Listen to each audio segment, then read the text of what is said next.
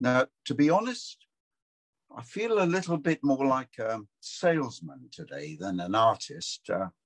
Today, I'm not simply demonstrating a particular scene, but you might even think that I'm rather selling an idea. And the idea is about using sketchbooks.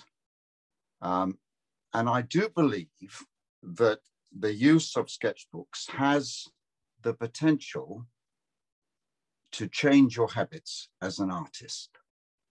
I'm going to mention that right at the very end, but I think it has that potential.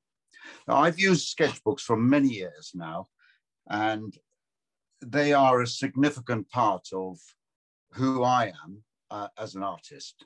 But let me just say right from the start that this is not meant to be a hard sell.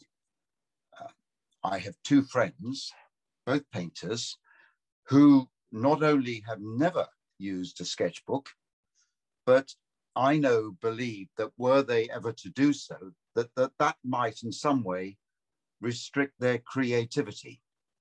Both prefer to work almost completely from imagination and to develop their ideas on the surface of their canvas or paper, continually, in most cases, painting, overpainting, until they feel they've arrived.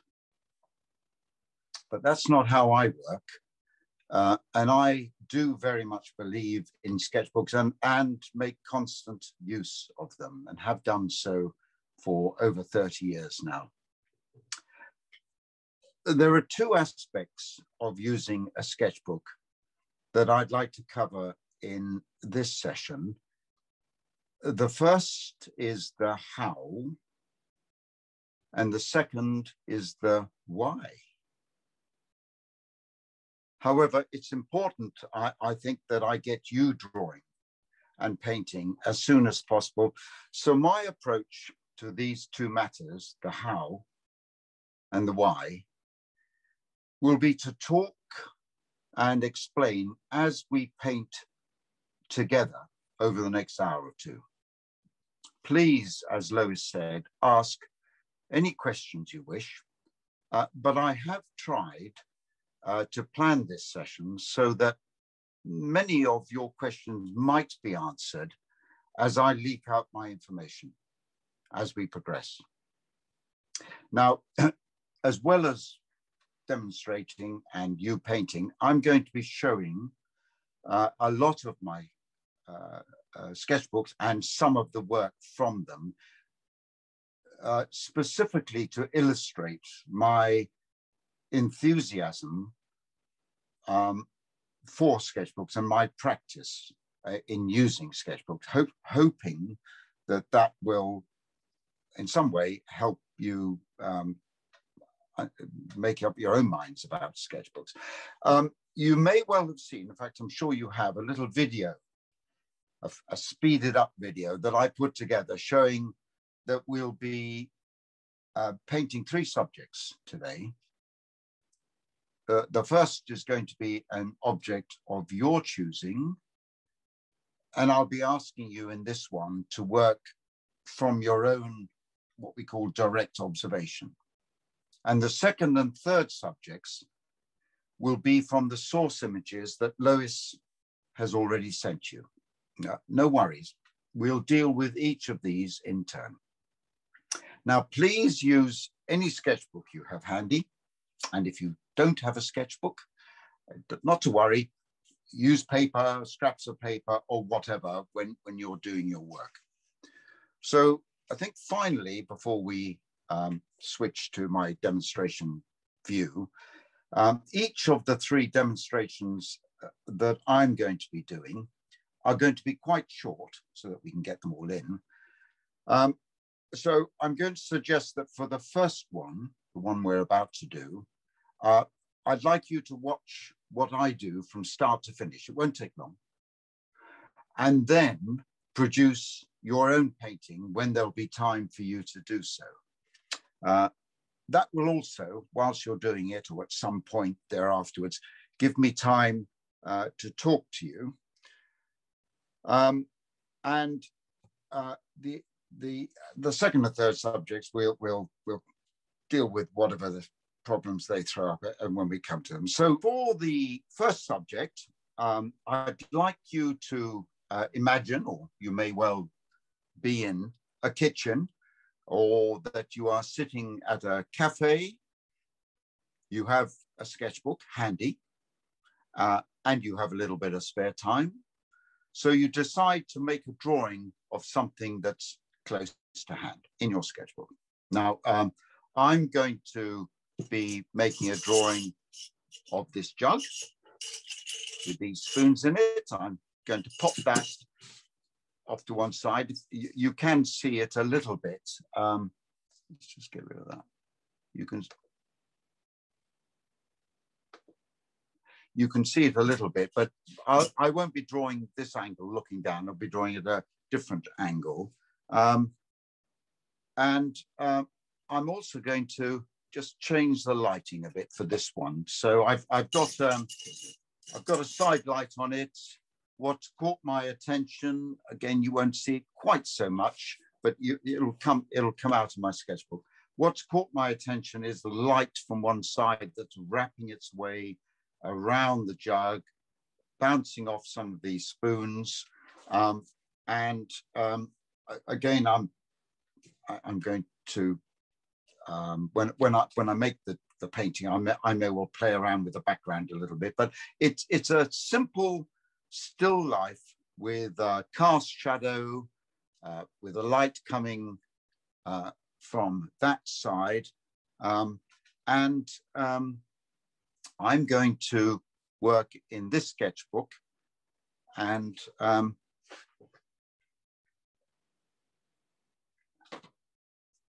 as I will do all the way through, is whenever I'm showing you my books I'm working in, I'll talk about the book, and hopefully that way the information will leak out. So this sketchbook is a hardback sketchbook. It's a landscape format. It's I bought it from a shop called Jackson Art Supplies in the UK, and I have no idea what it's called, but it's got a paper in it which is quite good for watercolor and very good for drawing. So it's sort of half and half watercolor paper. Just to let you know, it's actually one of the sketchbooks I'm using at the moment. So here are the very last drawings I did in it. My daughter-in-law and new grandchild came at the weekend. So these are some little paintings I did of her little girl and with her mum here. So turn the page. I'm going to work on one side here. And for this one, I'm going to use a soluble pen. Anything that is affected by water would be good for this. Could be a fountain pen. This particular one is Artline, and in fact, it was given to me by someone, so I'd never used them before. I'm going to use a little bit of water. A bit of water in there, and a brush, and make this. Someone's asking me, is the sketchbook cartridge paper, Mike? Well, it's watercolor paper, really, but it's sort of half cartridge and half water. Some of the really good quality watercolor rag content paper that we've been using for many of the painting sessions is better quality, it's more absorbent than this, but it's quite a good compromise, this one. And what are the dimensions, please, Mike?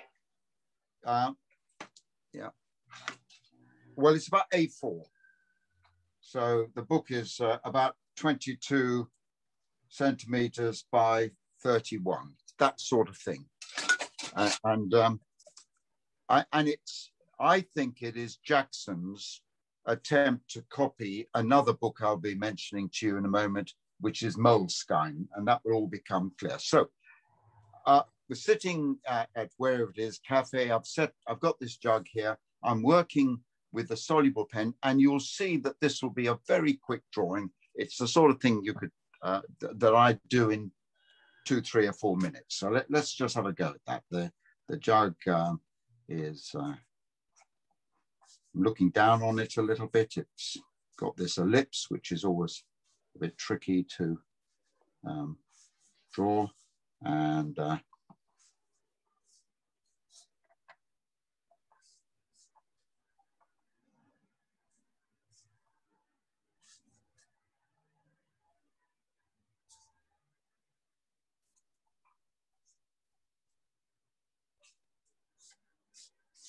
that's the jug. It's got some spoons in it.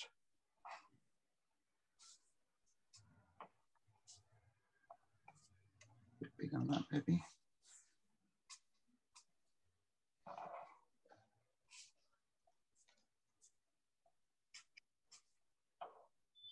So a still life, a jug with some spoons in it. This soluble pen is going to be the source. It's going to allow me to create values, the lights and the darks in this. So I talked about the light coming from this side.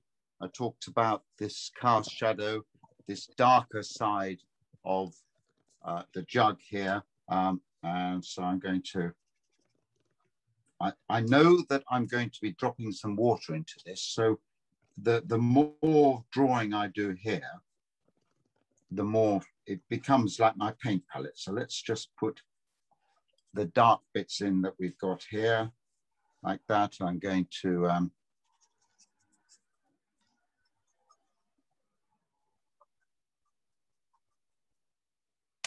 this is darker this side here, where now remember you're looking at this differently from me. You're looking at it as I can see looking down. I'm looking at it more sideways. So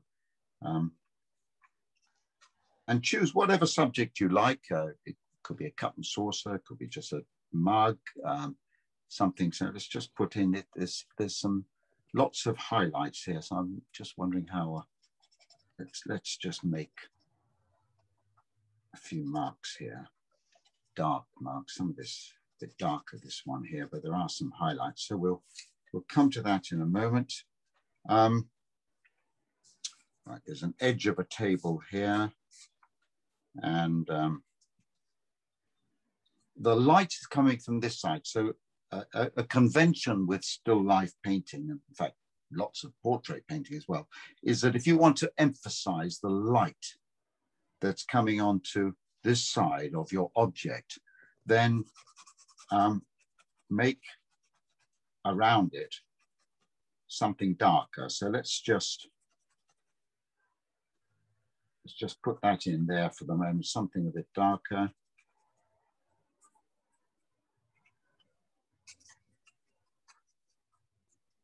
And here it's going to be lighter, which will allow the darker side of the jug to stand out a bit more. So we can put a cast shadow here.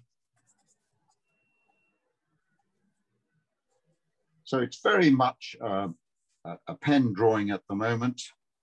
And this is where we can very quickly transform it. Let's see, I'll just make this a bit darker around here. And if you wanted to have a little palette of dark to play around with, I'll show you how useful it would be to do something like that. And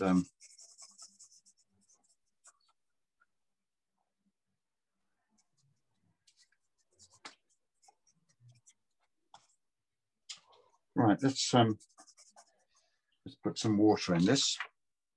Pick up my water brush. Where should we go?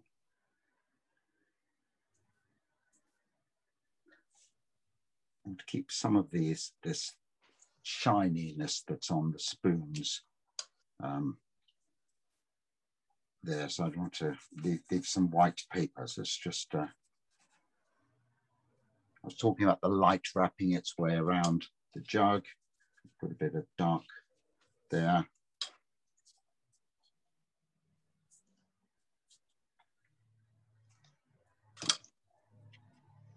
And I talked about having sort of darker on one side just to bring out the light that's on that side. And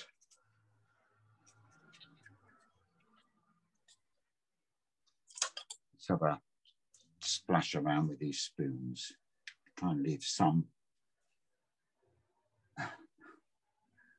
I'm really not into the position of showing all the reflections here, so I'll do the best I can for the moment. Now, it's wet on the page. I could go back in and use this pen, but it doesn't work terribly well when it's wet. So let's just do let's try and get some more darks going in this. This becomes like a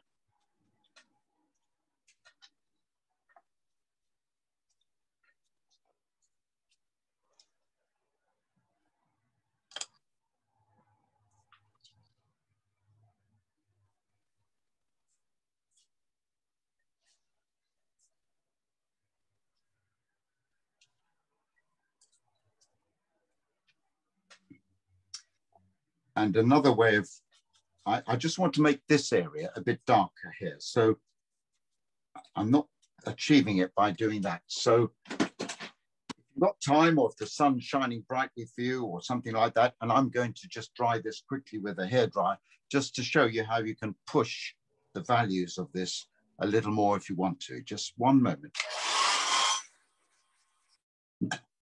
So let's just make some of this a bit stronger. I'm very much using the background here to emphasize the light and dark that's on my jug. In this case, particularly the light side of the jug is getting a sort of a dark treatment. Let's just come in over this a little bit here. I'm going to, I think I'll make this a bit darker, just along here. So these pens are great.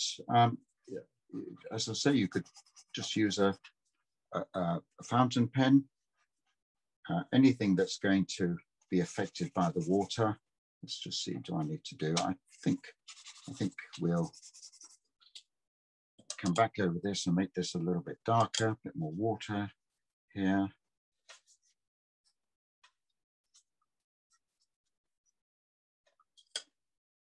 Later in the session, I'll be showing you some other drawings I've done just using this soluble pen, just to give you some ideas of what you could do with it. But I think that is,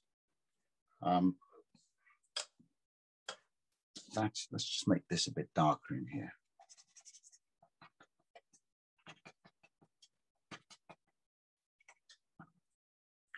That's my little drawing. Done whilst been having my cup of coffee or sitting and chatting, or just on my own here. And you know, as is often the case with things in a sketchbook, I find it's really useful to do this, is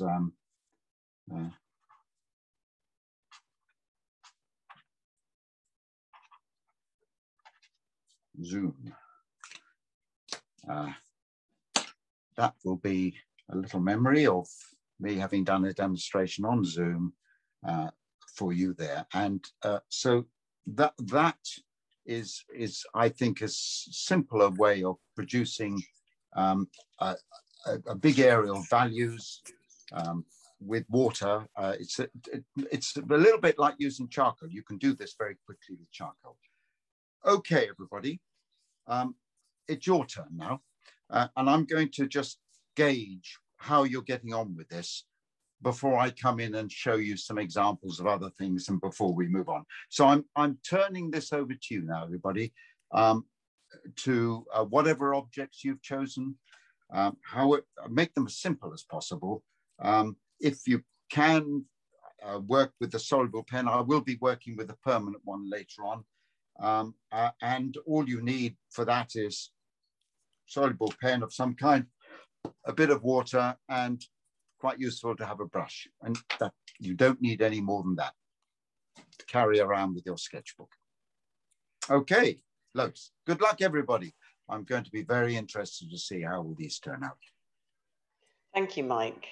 Thank you, Mike. Because normally people are working from what I've done. In this case, I have no idea what people are going to do.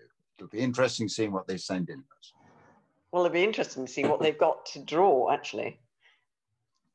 Yeah, yeah. You never know what people have got in their garden. Kangaroo. Oh, right, of course, yes. Yeah, a friendly kangaroo leaping past. Yeah. Keep it simple. Just keep it like a simple little still life. Remember, the idea is that you're sitting in your kitchen or at a cafe or wherever you've got an opportunity to do a very quick little drawing along these lines. Good luck, everyone. Okay, everyone. Now, if anyone feels that they definitely need more time, you'll probably want more time, then I'm happy just to stop for a bit, but please shout in the chat and we'll see. But here we go. I want to make a few comments now on the how, and mostly on the how, which I said I was going to talk about the how. What I mean is the sort of practical things about sketchbooks, about the how. The why I'll come back to later on. In fact, the why, in some ways, the why is much more interesting. But let's talk about choosing a sketchbook. I'll shift this out of the way. This is the sketchbook that I'm using, and I'll use that, I think, for all of these demonstrations. So now sketchbooks come in a great variety of shapes, sizes, quality, type of binding, and all sorts of things. So what I'm doing is I'm showing you from my collection of sketchbooks over the 30 years. I've selected various things to show you, just to give you an idea of what I've got and whether that's of interest to you. So I'm talking about choosing a sketchbook here. I think every sketchbook I've got is hardback. I like them to be hardbacked, as opposed to a soft one. They last longer. There's something to lean on if you haven't got any other surface. And so this is probably the largest sketchbook that I've got, which is about A3 size. Someone's going to ask me the dimensions, so I'll give them to you. That's about 30 centimeters or 30 centimeters by 43. So that's twice the size of this one that I was doing before. So there's half of it, and there's the other half. It's about twice the size. And I don't use these so much, but I've got quite a lot of them. And this one is a portrait version one. This goes back 30 odd years or thereabouts.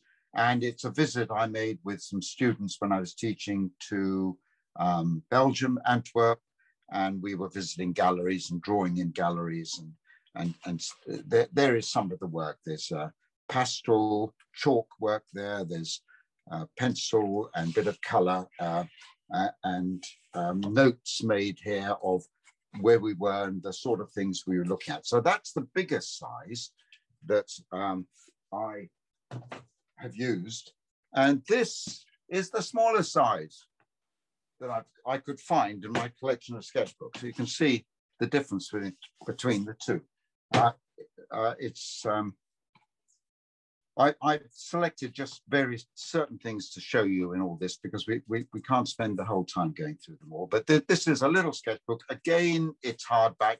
It's sort of landscape in, oh no, actually the other one was portrait, wasn't it?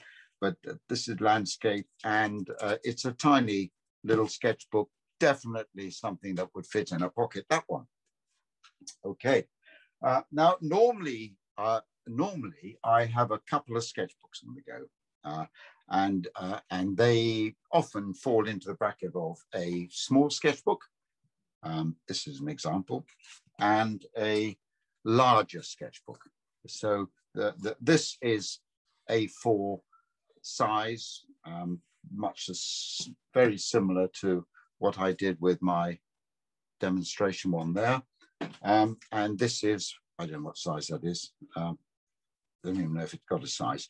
But so whilst every time I show you a sketchbook, I'll show you a couple of things in it. Here is, again, this goes back many years, little drawing. I know exactly where I made this drawing, and I'm going to talk about that later on. It was in a... Mike, can I interrupt you for one moment? Yes. Your lighting is flickering. Could you switch it off, maybe? Oh, yes, yes.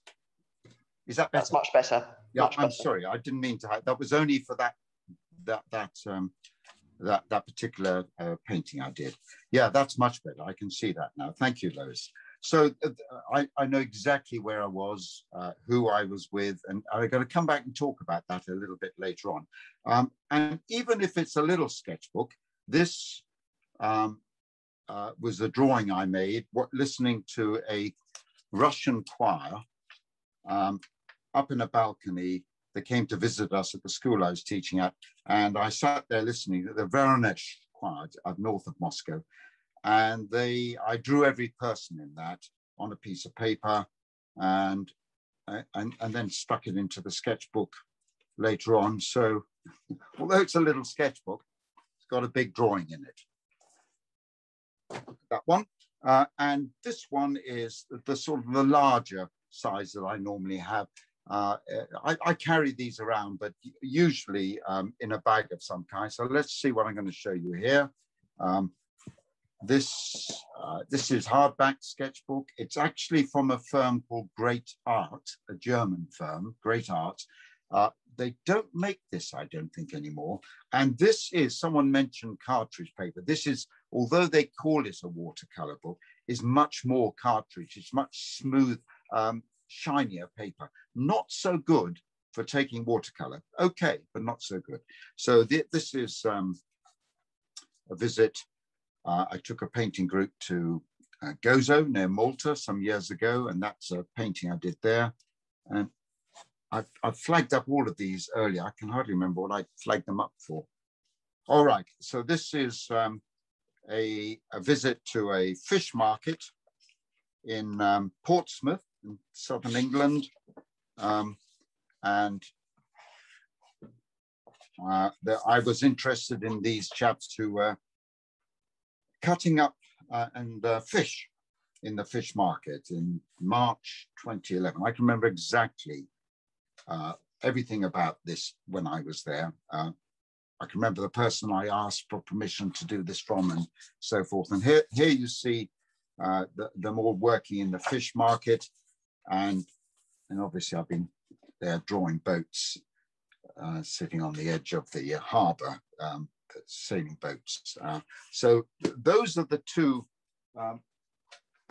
sketchbooks that I normally use, but I do have others, and quite often I'm given them as presents. Someone gave me this as a present, and I liked it very much. It's a concert. It's I don't even know where it's from, but it's obviously quite an expensive one. It's got some really nice watercolor paper in it, but it's concertina. See, like that. And I took this with me on my last trip to Australia, and made all these paintings in it as I traveled around. You can paint on the other side, frangipani tree, octopus we ate, a banksia seed pod that had been in the fires, that Australia had some bad fires just before we were there. So one-off sketchbooks like that are really very nice. I like those a lot. And then lastly, before we get going, I'll show you 2 or 3 sketchbooks that I also use a lot. This is the Moleskine sketchbook, which I believe, I reckon, I think I bought it in from Jackson's art supplies, but I think I've also bought this from Jackson's. It's fairly similar to that one. I think this one has a slightly better type of paper, maybe a little more rag content in it. It's hardbacked, it's landscaped, And the pictures I'll just flick through and show you here are ones I made.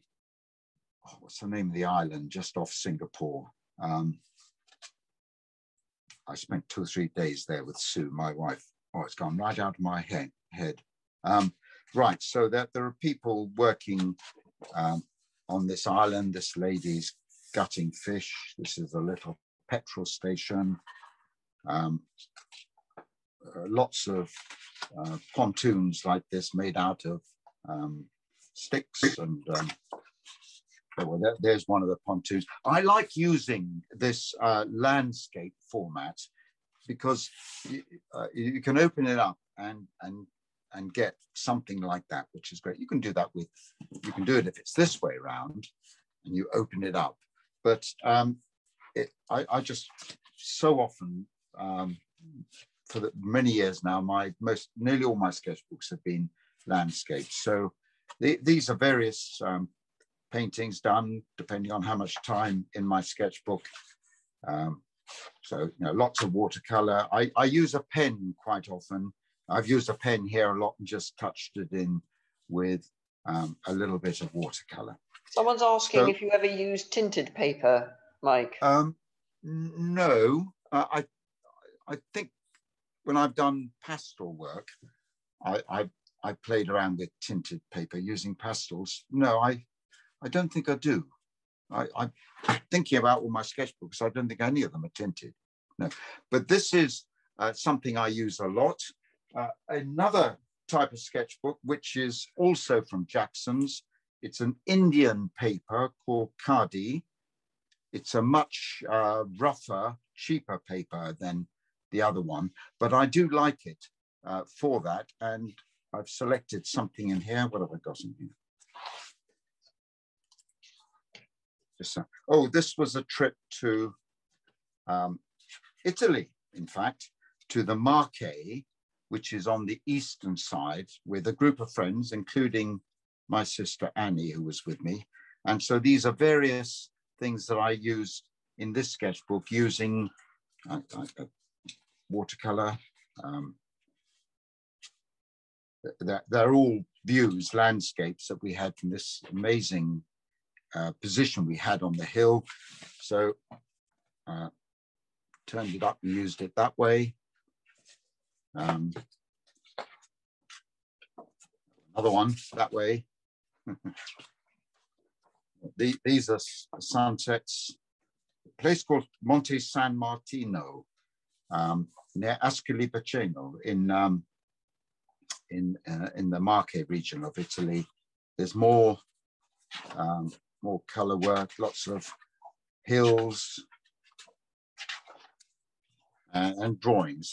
So this would have been drawn with a stick, ink, an ink pot, little ink pot like this, which I like to carry around, and a stick, just drawing, dipping it in and drawing with that. So that's a great one. And the last one I want to show you just before we get going, I think this showing you lots of, I know it's my work. I'm going to show you somebody else's work right at the end, but I think showing you different sketchbooks, showing you the work I've done in them is all part and parcel of this lesson, which is about using sketchbooks. You're obviously doing some of your own painting, which is great, but I just want you to see from this. Now, this is a great sketchbook. It's a firm called Nukuku. Very expensive. I've got 2 or 3 now. The first one was given to me as a present, leather.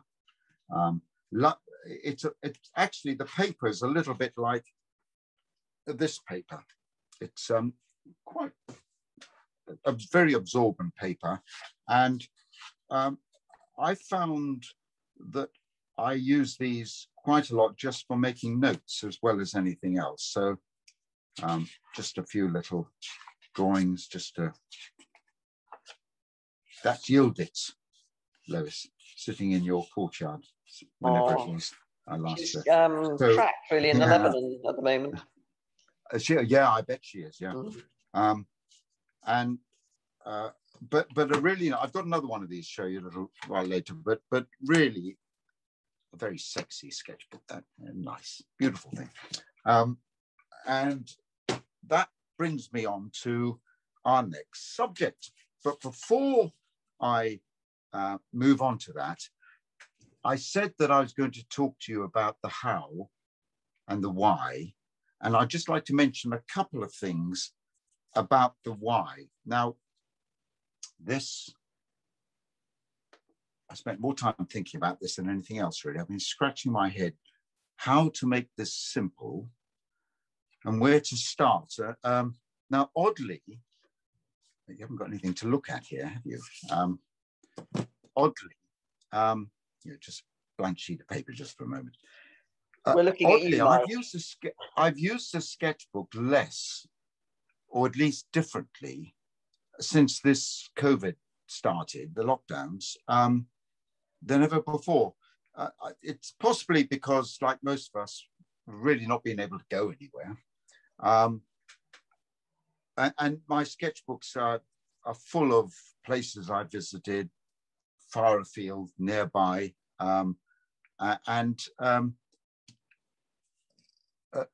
somehow my sketchbooks, I was talking to Sue about this earlier, that I've actually got more sketchbooks on the go than I normally have. I've got 4, but I'm using them differently, and I suspect it will change when we come out of lockdown.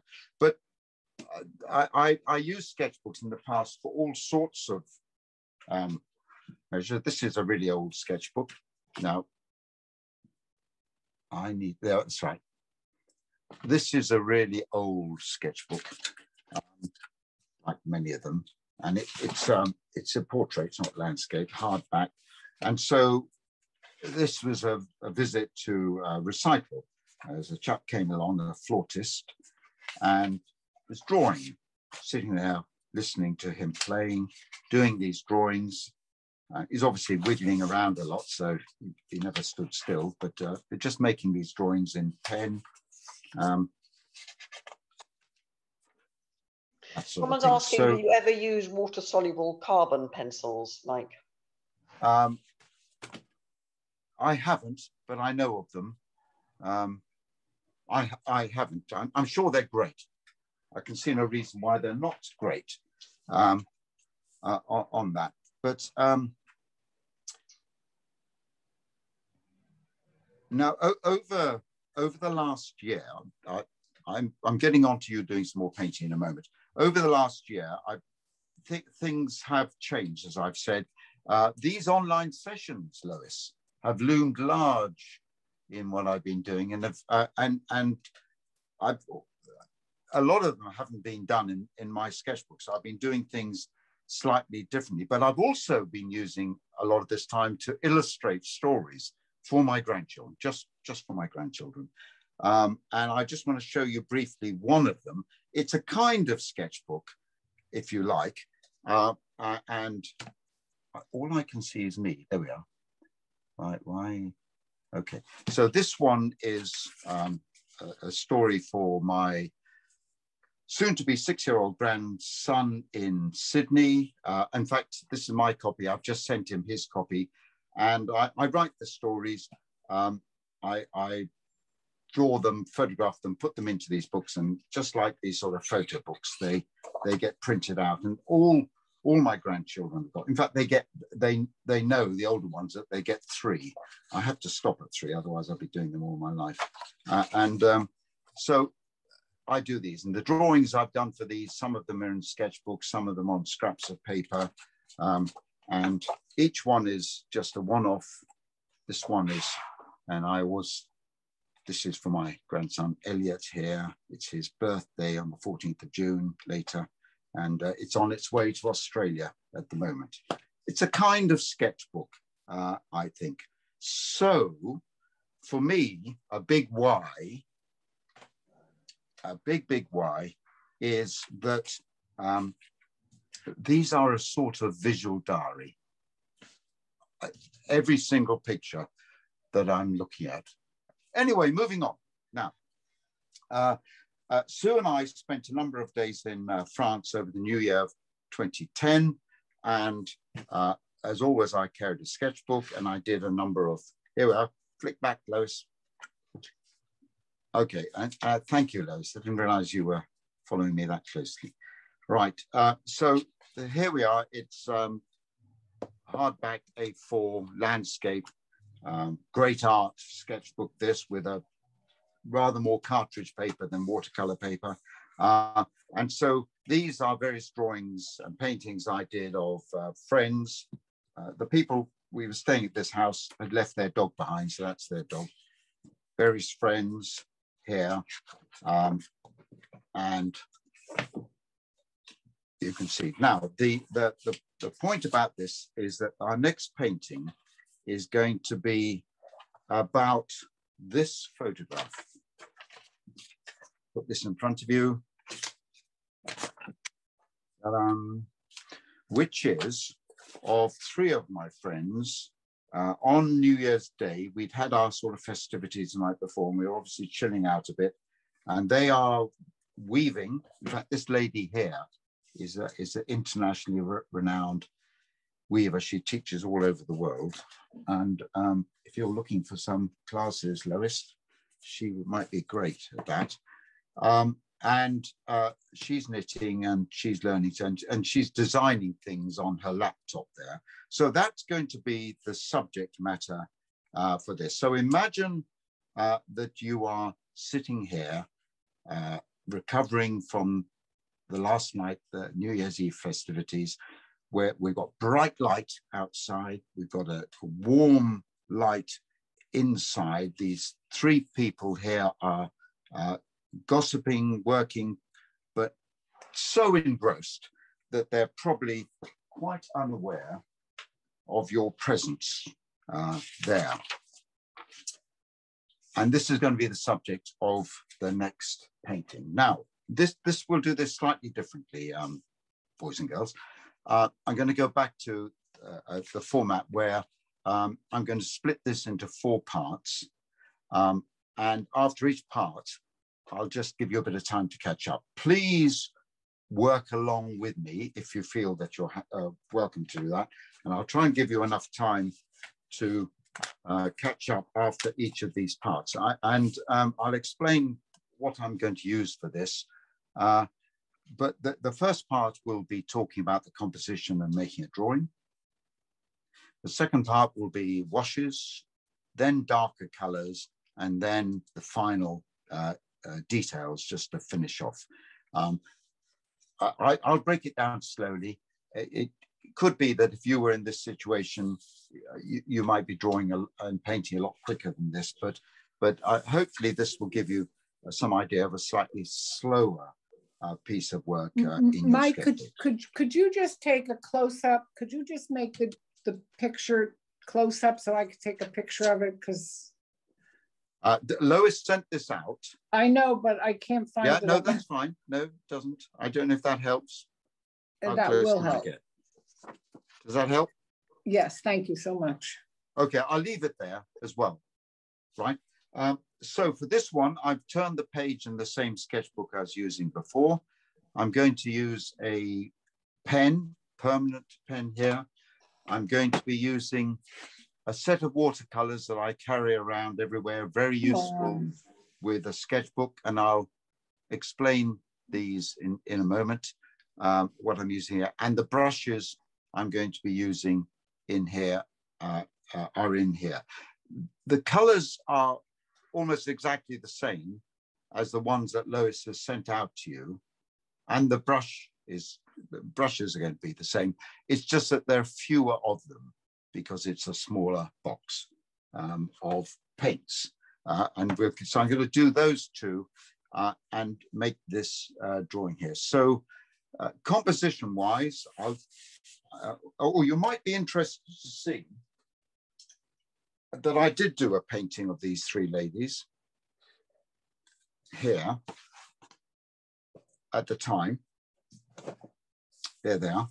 So I'm going to do something of about that sort of size. I'm not going to put the kitchen in and everything like that, but I am conscious of this light in the background here. And importantly for me, with having the figures in here, what's really useful is that there is a body language about these 3 women together. these two are looking down here at the laptop, and she is sort of half listening and working on her knitting, which is different anyway. But there's a sort of body language about them, and try and capture some of that. That's really helpful when you're making a drawing of people's heads and shoulders and so forth. So let's see if I can bring that out in my demonstration to help you. I'm going to use a pen, and I'm going to go straight into it. No, I won't draw with pencil beforehand. I'll just accept whatever marks come out of it. I always do that anyway, even if I've got lots of time. So let's see how this goes. I'll just go straight into it, make a drawing, and then stop and give you a chance to catch up if you haven't already done so. So this lady here, she's sort of half looking down. It's as if she's sort of looking over the rim of her glasses a little bit. So we've got now, as far as her head's concerned, let's have her looking down a bit. So her eyes are going to be like that. She's looking down, maybe more than in the photograph. What's the size of your nib, please, Mike? Say that again. What is the size of your nib? My nib. 0.8. It's a 0.8. So for this one, I'll do as little drawing as I think I need to do to progress. So let's just put something in here. I'm not overly worried about the chair or anything. I just want to get this intimacy that's going on around the kitchen table here, where they're all concentrating. So she's leaning, this lady here is leaning in and looking at the laptop. Let's just put the laptop here. It's going to be something like that. So she's a little bit lower. She's got a hand,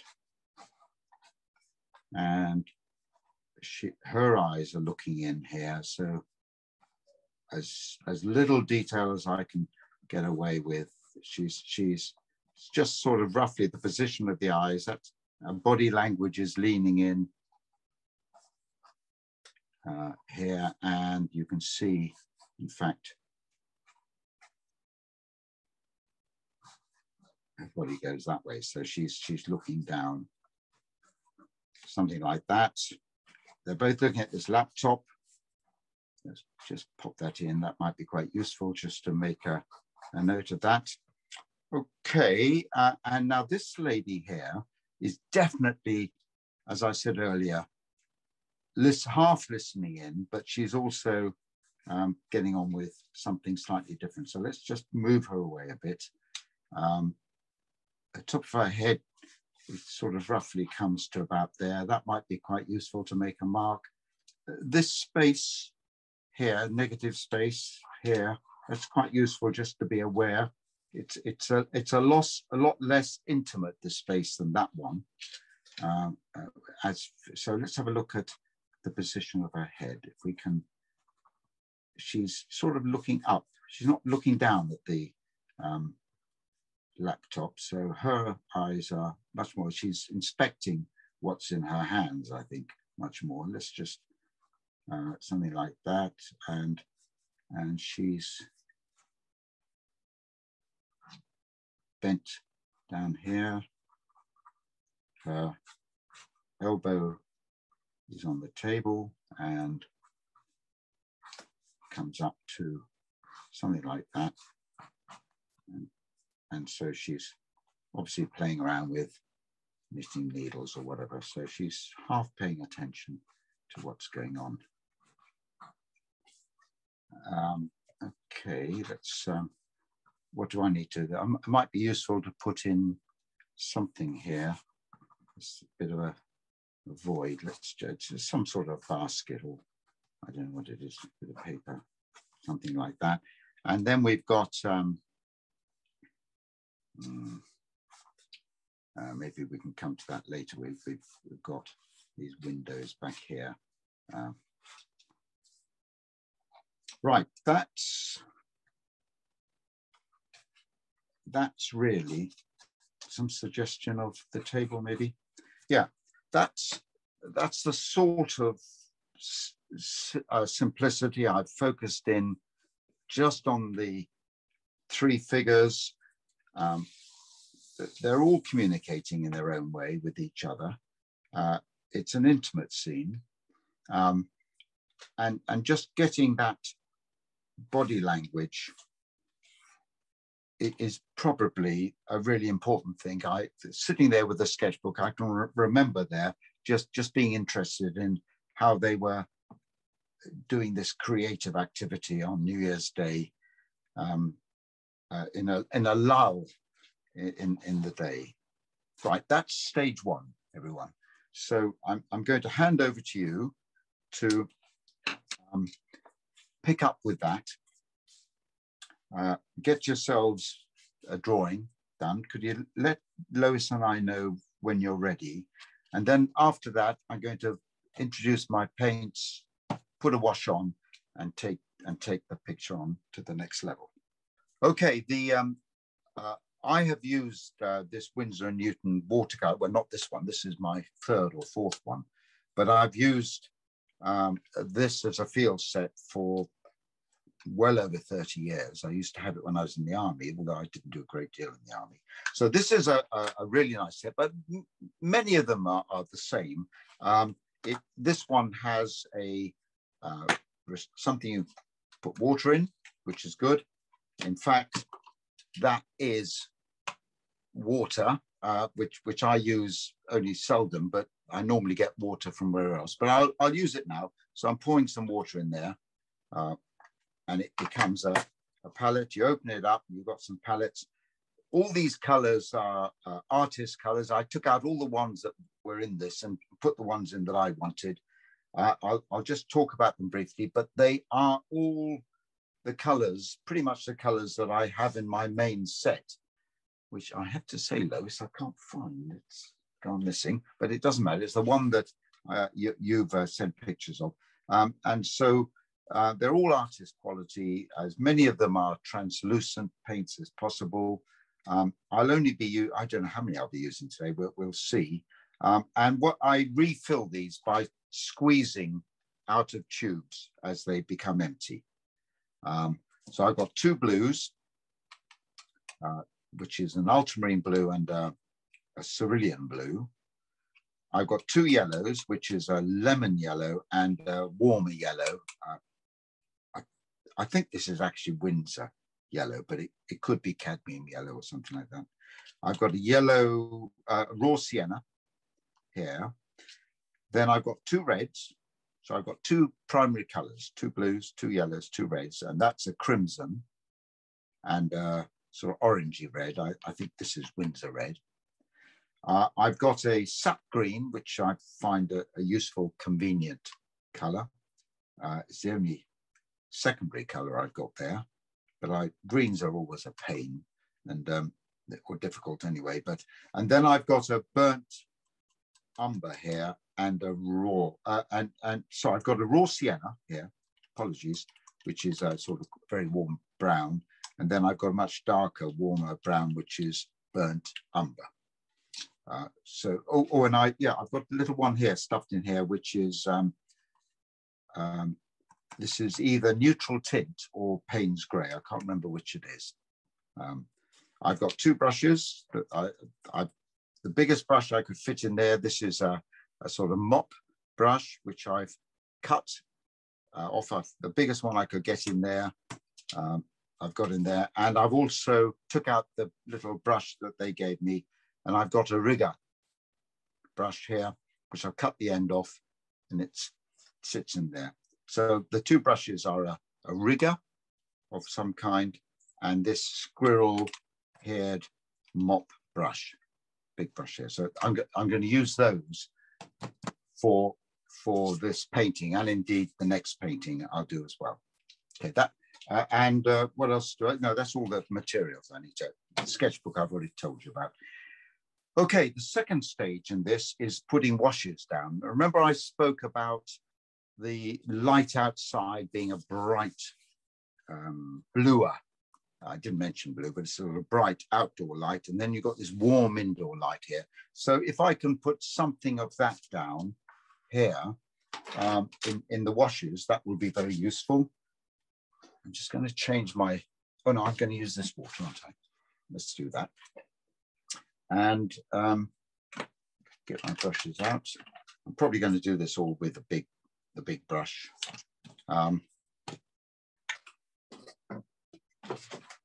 Yeah, useful tissue paper. Someone who asked the question, what do you take with you? I always make sure I've got some tissue, but you usually find that wherever you go. My brush is clean. So I will put something in here in the background which suggests a cooler light. Let's just pick up something maybe of this cerulean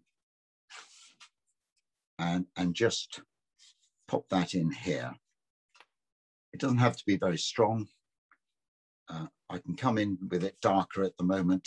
Now this paper is quite good watercolor paper. It's not as absorbent as the one you saw me tearing up, but it's quite good. Let's make this pretty wet at this stage, because that's my sort of cooler area there. And now I'll pop in some warmer colors here. So I'm using raw sienna. Let's just put quite a lot of raw sienna down. That's quite a, in fact, let's put it all raw sienna.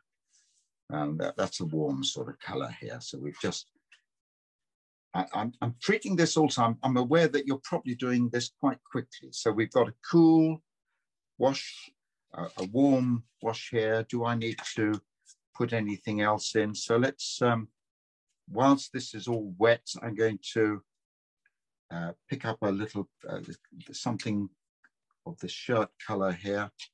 And that's the orangey red. Let's just, in fact, I'll change that a bit by adding some raw sienna to it. So we're popping something there for her top. Let's leave her top out of it, and let's make this one. They've almost got the same. So let's just make it a more crimsony top then, shall we? And just pop that in there.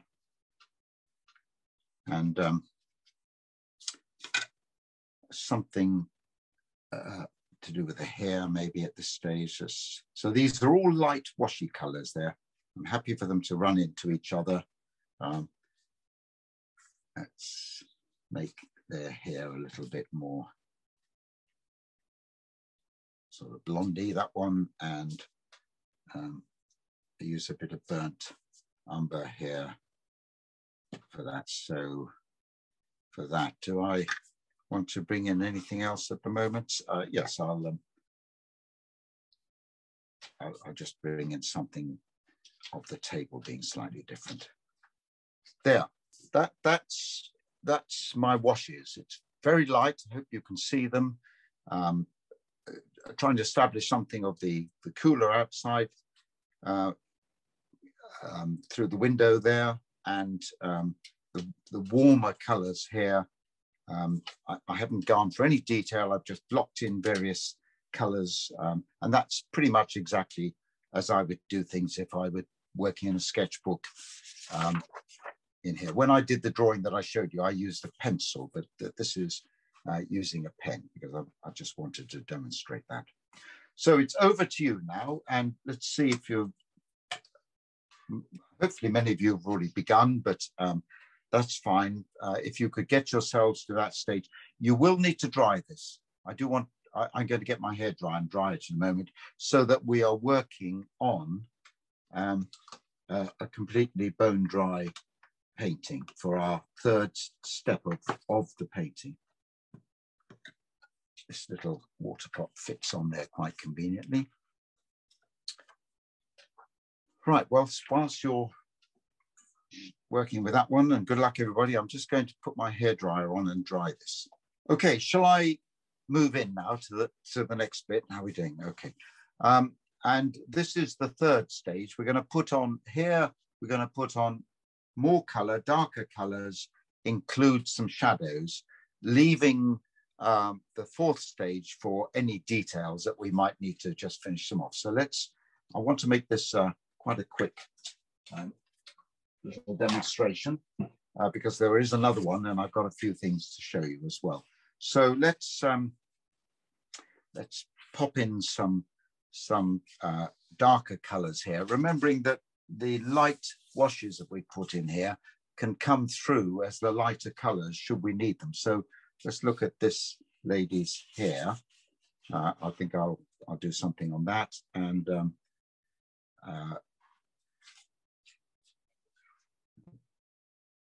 I'll make her hair a little bit browner than it is. It was brown when I knew her as a young lady anyway, so so let's pop in we got, although I don't want these to be silhouetted figures so much, we've got some nice warm light here, but they are against the light, so we'll just bear that in mind. So let's pop in something there, and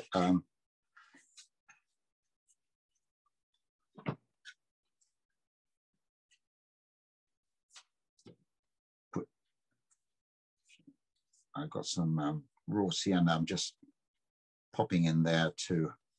Oh, she got her. I didn't do anything about her. And there, let's put something there for her face. So I was using some burnt sienna there and some raw sienna there. Let's pick up some darker reds for her top.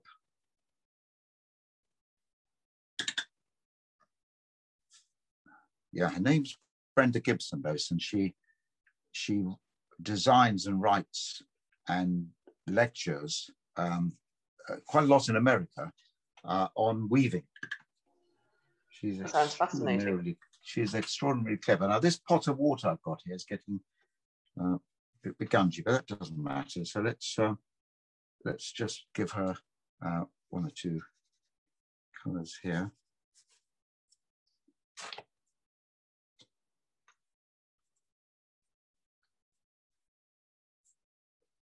Okay, and I'm going to bring in some shadows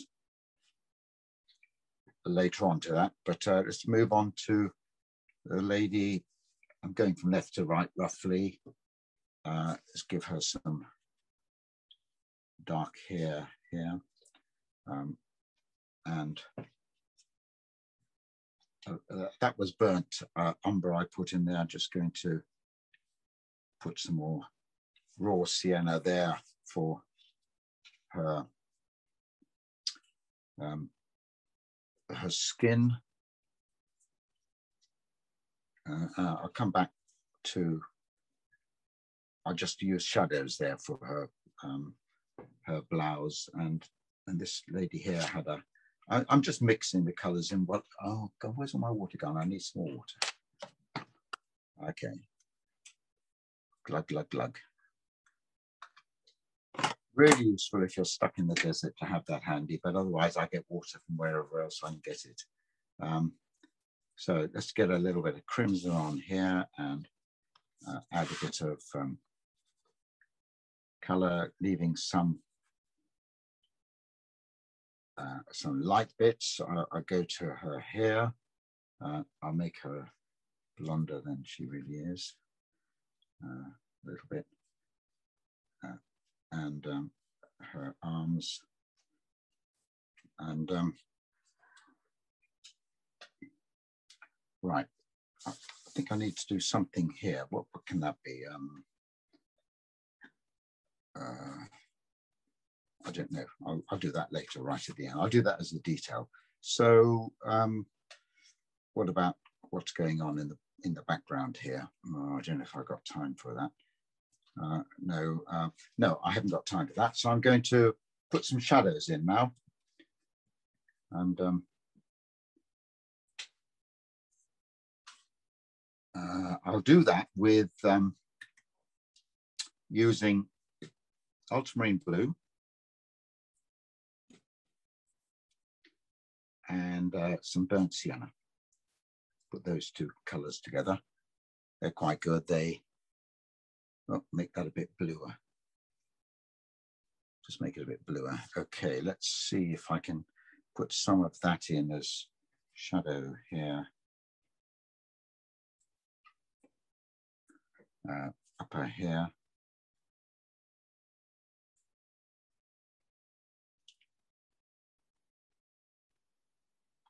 And put some in.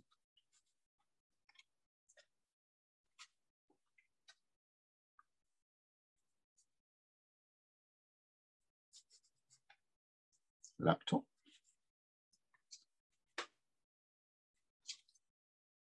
And let's take that shadow into here. Oh, my friend, she is very much in shadow, this lady here, and put some shadow down the side.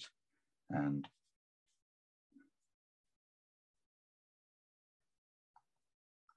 okay, and using the same shadow color, ultramarine blue, a bit of burnt sienna, not too much of that. I want it to be slightly more bluer. Let's put some shadow. Now this hasn't dried. I'm just working over it in some cases because it is a sketch, and I want to get some sort of immediacy in it. She's got her arm down here. She's got shadows, and a lot of this is in shadow. Yeah. And put something shadow-wise here.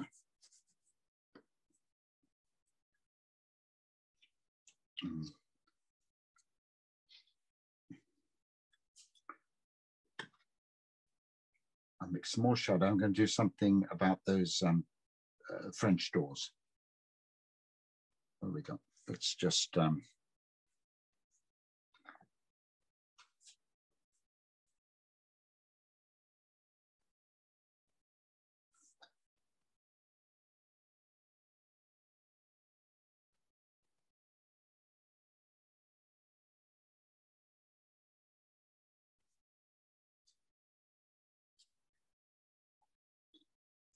I haven't got time to worry too much about the drapes, the curtains. Just put some of that in.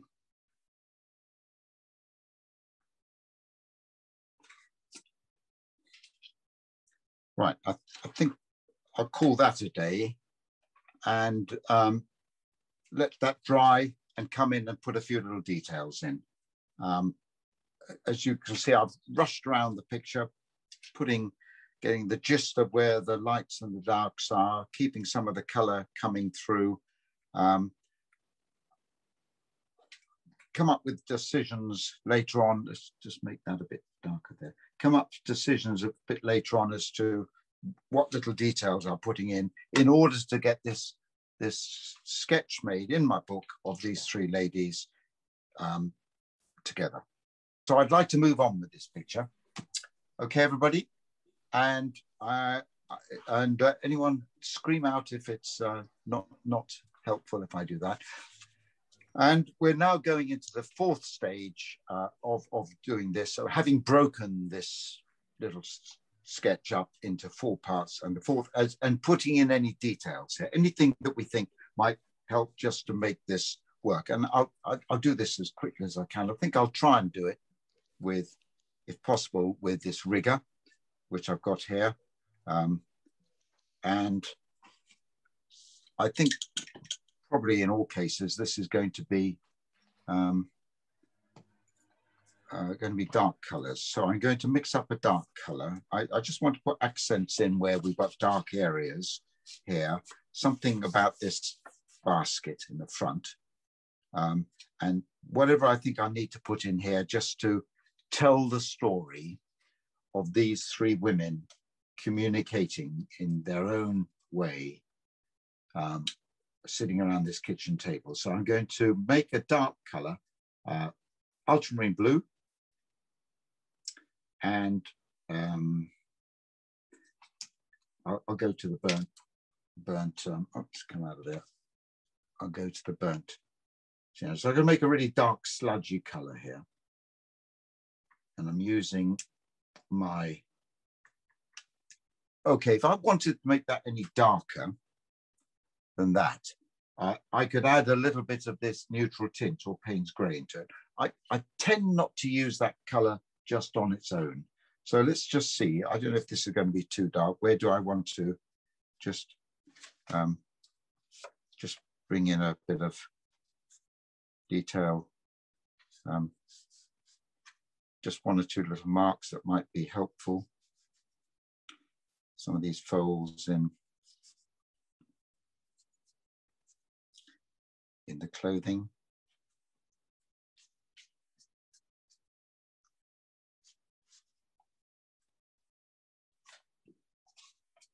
I'm just, sometimes I find it just convenient to put something down, and if I just want it not to be quite so sharp edge or anything, I'll just touch it with my finger. Let's see if we'll make something, just something now on this lady here, just which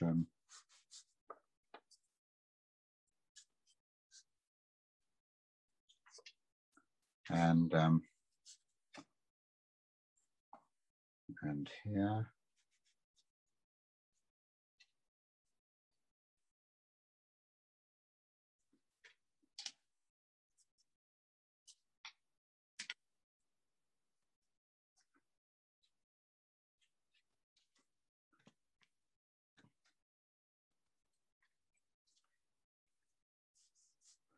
What can I say about this basket? Let's not try and get too carried away with it. Just put something in which is going to say something about it being a basket. Something in. A few marks there.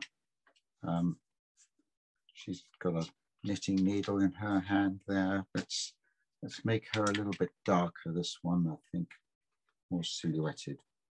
And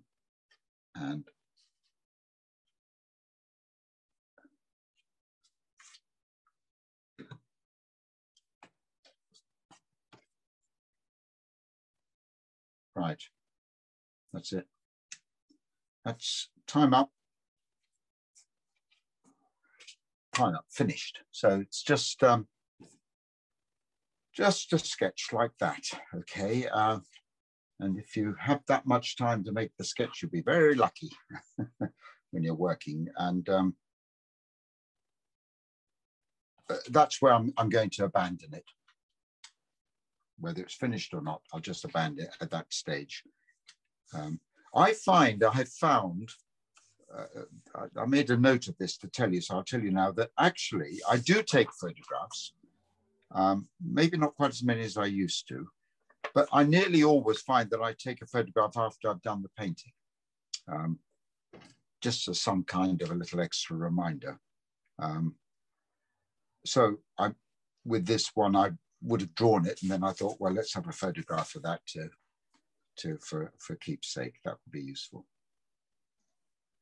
If you wanted to use your pen at any stage to make one or two other little marks, and whatever helps, whatever helps would be a good idea.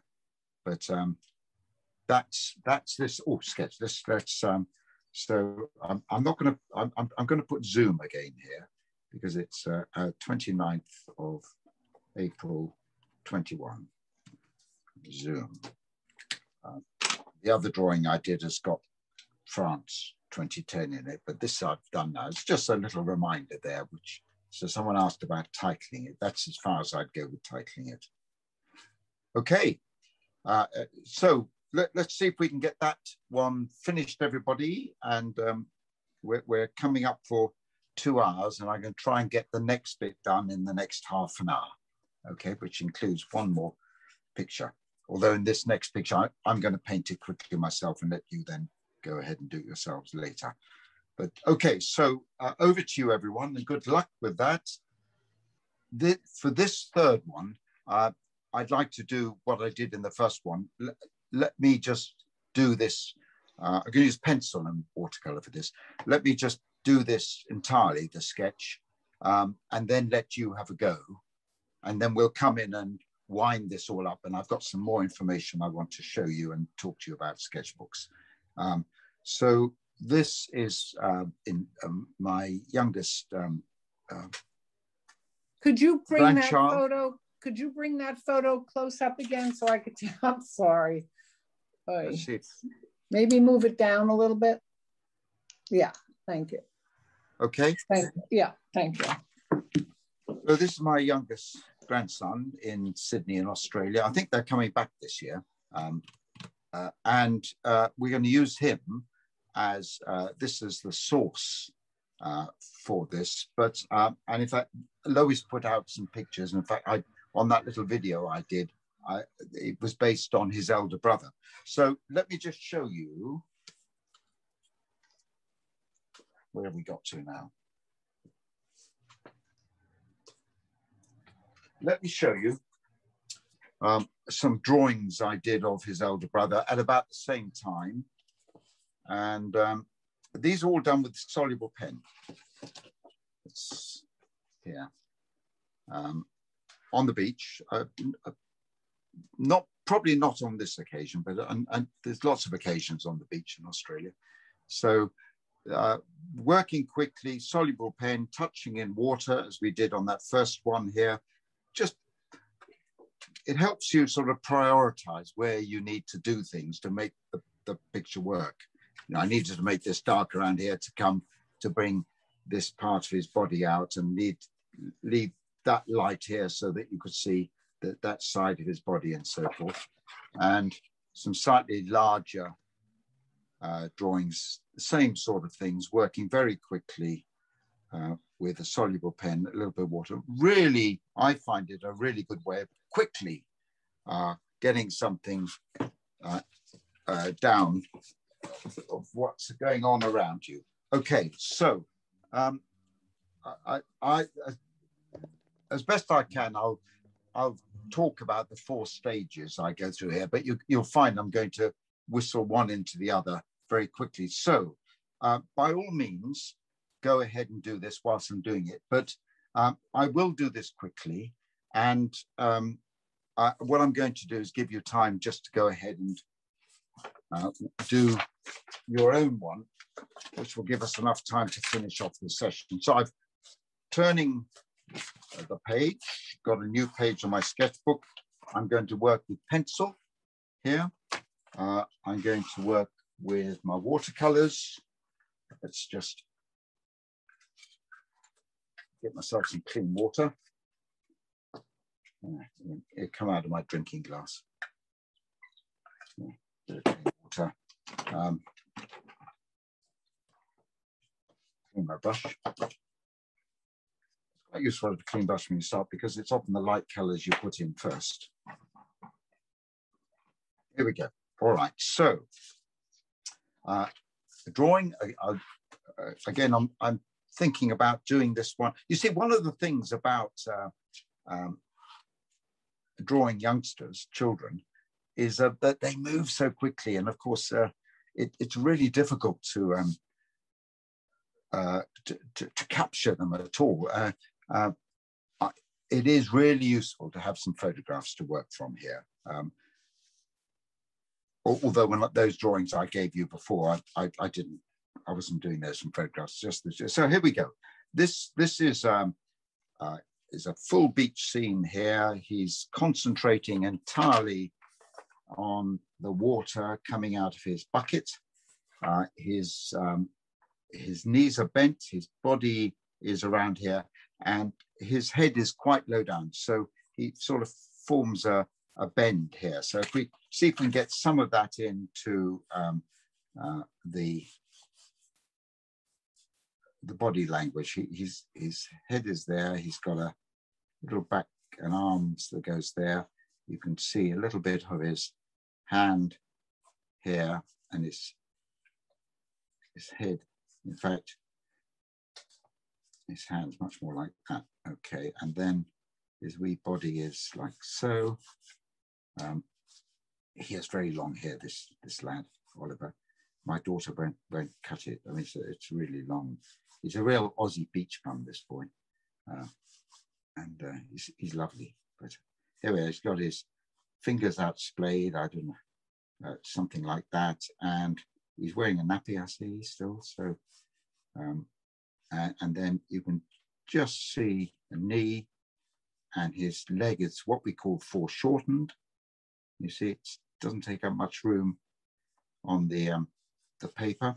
And this leg is, look at this shape in between here. That helps a little bit to get the drawing right. And the leg comes down here. So something like that. It's always, you find more often than not, you'll end up putting the head up too upright because he's got his head down there. So I'll make it even further down there. And his hand is around a bucket. And the water is coming down there, something like that. Right, so that's my drawing. I just want to put something of a wash in here, and let's keep this as simple as we can. Let's go for let's bring the colors so you can see my raw sienna. Okay. I'm going to use this raw sienna, and I'm going to make the whole thing quite wet. In fact, let's keep it quite wet at the moment. A lot of this, just a little bit of this raw sienna here. And now, whilst that's wet, let's put in something a little bit more with his body. So I'm going back and putting some raw sienna in, but remember my paper is very wet, so it's going to be quite, it's not going to be sharp edged. Let's put in something there, something here, and this is where I think it would be helpful to have a little bit of warmth in his body. So whilst everything's quite wet there, I'm going to pick up a little bit of this red, a little bit of this lighter red here, not much, and let's just bring some of that into it. It might be still a bit too wet, but it doesn't matter. We'll try it. Just a little bit of warmth in here. I mean, when you're working with children like this, you really don't have the luxury of thinking, now, what's my next step? And let this dry. And what's my step after that? My step, you've got to just get on there. They're not going to hang around and give you that luxury. So let's just see if we can do that. I think, I think let's dry this around here a little bit. And I haven't done anything, a little bit of yellow in his hair, shall we? Because he's got lovely blonde hair. Yeah, let's put some of that yellow in there. Leaving, the sun's coming down on him, leaving as much as I can, the light areas to go on there. Now that's all quite wet, so I'm going to give it a dash of Australian sunshine.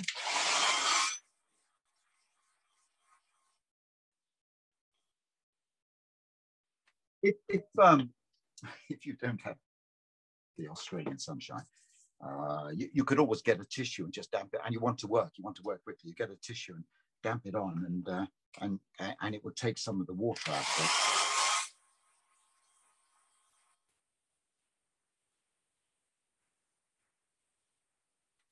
All right, so now I think I'll put something of the sand in it a little bit. So let's go back to my raw sienna and just make a few little marks here.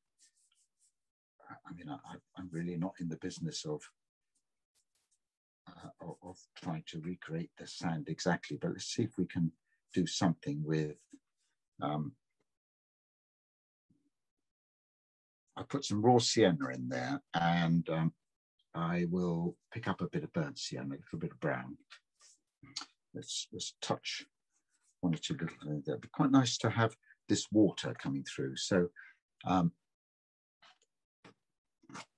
just done that with my fingernail. Who knows? I might be able to make use of that. Just sort of like Moses parting the Nile, just sort of did that a little bit. Maybe one or two little marks here. I'm going to come in with some shadows to make this work a bit better. Just a few little marks here. Let's give them a blue bucket. A blue bucket and a blue bucket.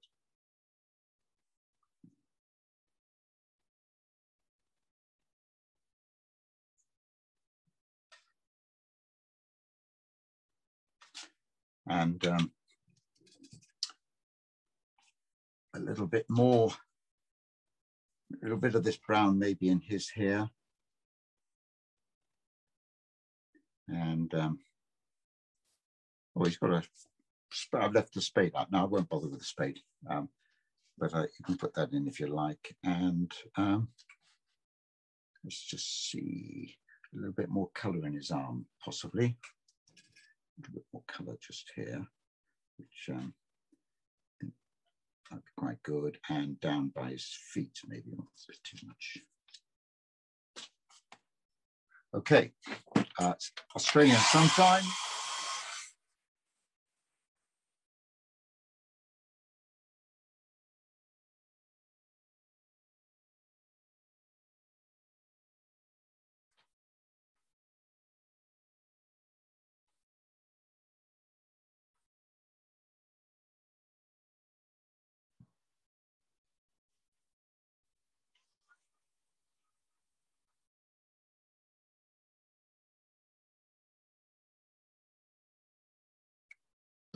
Right, let's pop a few shadows in, and if I've got time, some details. So I'm going to go with my, well, I just mix this blue and this red together, see where, right, that will do. A little bit of that slightly more purpley color.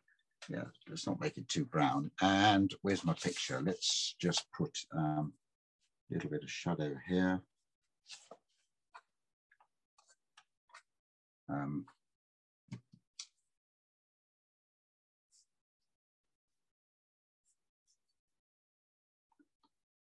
His legs almost in shadow, down this side.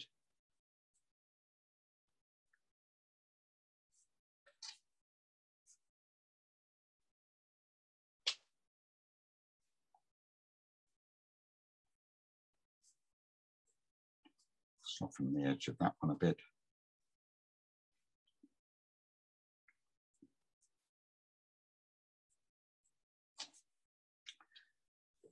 Put some shadow in.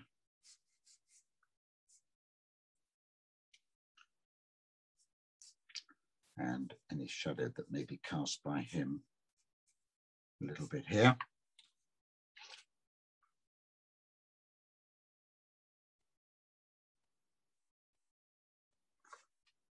Right, that's the third stage done, if you like. And now any little details, I haven't got time to wait for it to dry, so let's pick up something dark, ultramarine blue.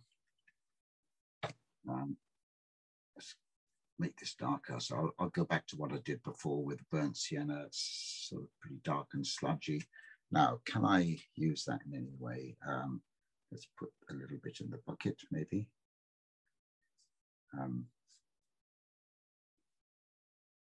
And I'm sure what to do about water. It's all a bit wet here, so I think that's quite too dark. So let's a little bit of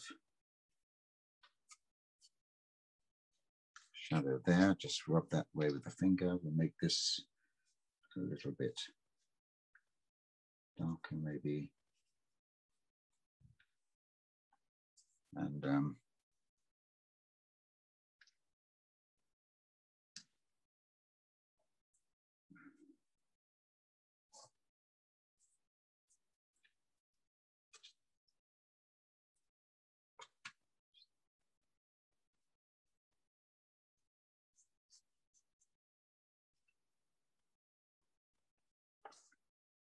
So when you're working on a sketch, you really can't afford to be too pressured, particularly working something like this. You want to capture the essence of some sort of movement going on. I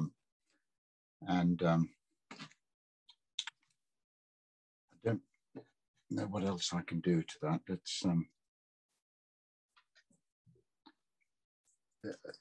I've done it now before where I've made something. I just wonder if I could put something dark around here just to make this a bit appear a bit lighter. Let's just see if we can do it with our burnt raw sienna, just something like that, just to get the light coming onto him.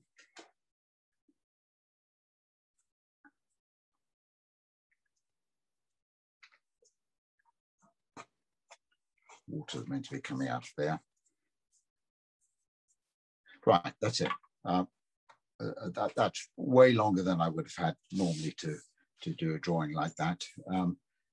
So it'd be quite nice to have a photograph that you could work from in your own time. But what I'm trying to get here is not the perfect picture, but is the essence of something happening with a child playing on the beach. And trying to think about the main aspects of it, the shape of his body, the concentration he's got here going on with his bucket and the water coming out of it. And really, if you can achieve that, you've done really well. So, everybody, what I'd like you to do, please, is make your own paintings of this if you haven't already started it. And I'm just going to let you get going with that. Remember, I did the pencil drawing. I did everything that I did before with the 4 stages. I did the pencil drawing, a bit of wash, some darker colors, some shadow, and then some detail. But I did it all very quickly, running one into the other on that. So what I would like to do is to give you some time just to get going with that. I'm going to come in with the last piece of my talking about. I've got a number of images I want to show you, and I just want to conclude with 1 or 2 things to do with the hows and the whys of sketchbooks before we close this session. And we'd love you to send in what you've done, whether you do it now or you do it a little bit later on. That's entirely up to you. We just love you to do that. So let me just go on to some other aspects, particularly of the whys. We've been talking about hows and whys. And this is very much why I use sketchbooks. So other people would do it for different reasons. And I mentioned those friends of mine who don't use them at all. So that's not a problem. So I think a sketchbook's a great place to work out ideas. So let me give you a couple of examples here. This is another one of these gorgeous, sexy, leather-bound sketchbooks. It's a slightly different one. Same firm, NKUKU. And so here we are, last year's Christmas card. I always produce my own Christmas card. And so I want to do something on running hares. So I've just done some drawings in here and some drawings here. And I ended up printing this as a lino cut from those ideas. And concertina, actually the concertina came really from that sketchbook that someone gave me. So Merry Christmas, card that I sent out to everybody. The idea is it sort of stands like that. And so ideas here in the sketchbook, a great place for having ideas. And also, whilst we're at it, I showed you that children's story that I illustrated. Well, here we are. Here's some various ideas where I was playing around with what the mouse should look like. It's about a little brown mouse. And here are some various ideas. It's in the sketchbook. Lots of drawing, writing ideas just in there. Great place to work out your ideas. Sketchbook, you know, amongst other things, that's a big why, I think. And also somewhere to store information. This is going back a few years, this one, a trip to, let's turn it that way, a trip to Exeter Museum. I took some adults on this trip. It wasn't children as such, but here, now, this is the only museum I've ever been to where they allowed you to use water and watercolor.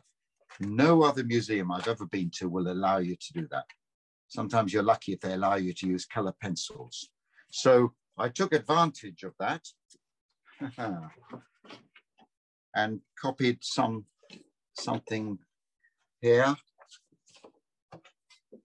Never before been able to use watercolor in that, so there we are, and folded up, bunged into a sketchbook, keeping information, a great place to store information and things that have happened here.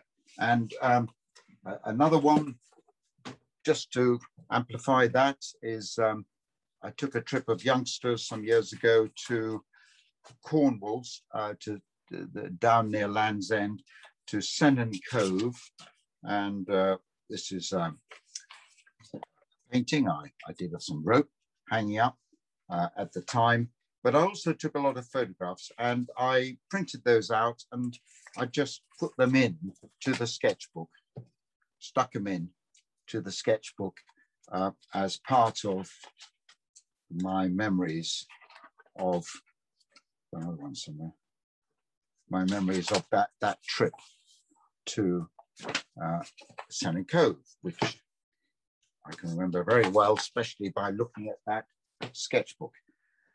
And also, whilst we're on the whys, a glorified notebook, really. This actually is the first sketchbook I ever had when I left the army over 30 years ago and started teaching.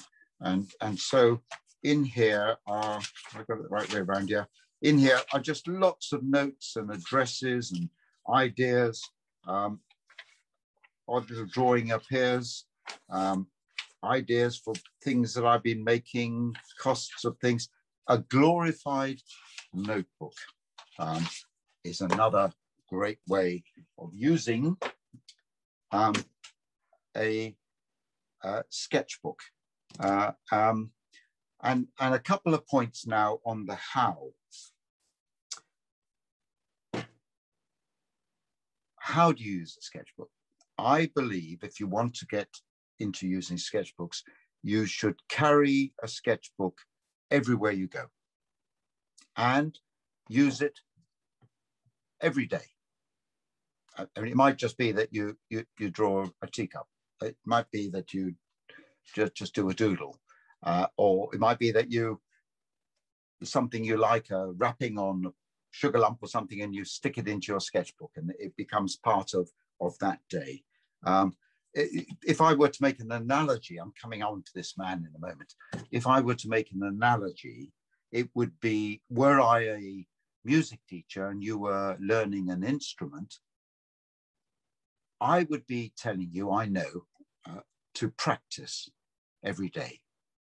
Well, in the world of the visual arts, it's the same thing, really, to practice every day. And my last point I want to make is not to be precious about your sketchbook. So Marianne, who said, oh, I can't quite get that right, don't worry about it. Don't feel that you've got to be precious. This is a personal document, however you wish to use it. It's not one that is going to go on show. You don't ever have to show these to anybody. You don't have to have anyone critiquing them positively or negatively. You don't need to stick them on a wall. they are yours as a personal document, whichever way you want to use them. And this man, Kurt Jackson, is a artist from the West Country of the UK, of England. And as it happens, this particular book is sketchbooks that he's done between the year, in the year 2003 and 2004. And I'll just pull out 2 or 3 pages. He just works, hopefully a lot of what he's done here is just kind of repeating what I've been showing you. He'll put in ideas, little drawings, things that don't mean anything necessarily to anybody else.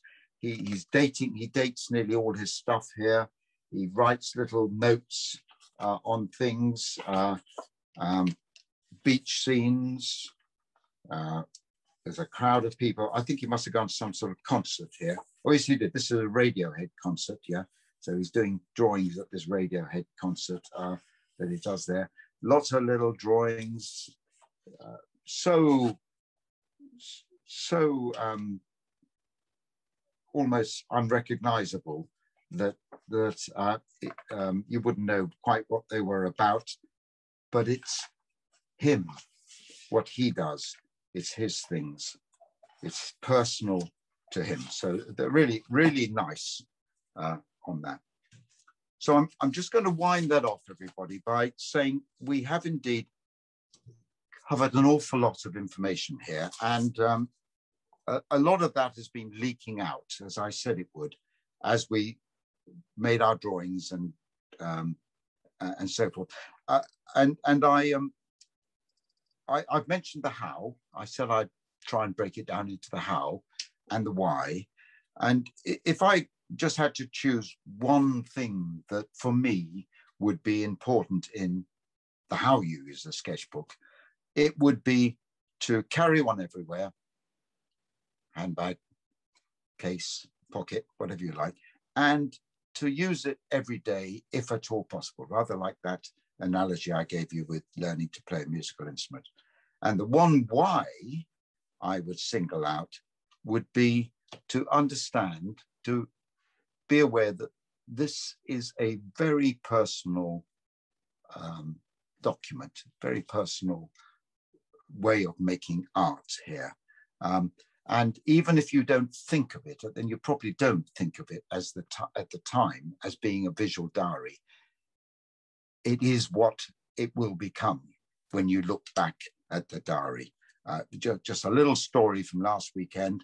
We were talking about, as a family, we had our daughter-in-law and a new granddaughter with us, talking about things which were peculiar to each of us as we recognize them. And she said, well, the thing that's peculiar about you, Mike, or in the exceptional way, I hope she meant, is that if you picked out any one of your drawings from any one of your sketchbooks, you would be able to tell me exactly where you were. And even more importantly, you'd be able to tell me exactly how you were feeling. And she's absolutely right. That's exactly how I feel about that. So you've maybe heard of desert island discs. If I had to choose a luxury where I've shipwrecked on a desert island, it would undoubtedly be an endless supply of sketchbooks, pens, pencils, colors, and so forth. And if my house were on fire and I was allowed to take only one thing out of it, which reflected my years as an artist, it would be my sketchbooks, or even just one sketchbook, much more so than any painting I've ever done. And that is why I mentioned to you right at the start that I think using a sketchbook has the potential to change your habit as an artist. For me, I'm much more interested in my sketchbooks than I am in any of my paintings. They're much more precious to me. And I hope I've conveyed some of that to you in this session. Thank you very much, everyone.